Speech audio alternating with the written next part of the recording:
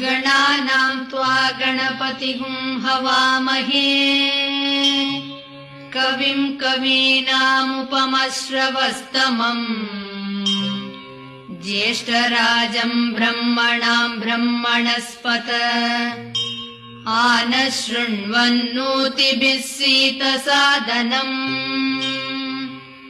शुक्लाम्बरधरं विष्णुं शशिवर्णं चतुर्भुजम् प्रसन्नवदनं ध्यायेत् सर्वविघ्नोपशान्तये गजाननं भूतगणादिसेवितं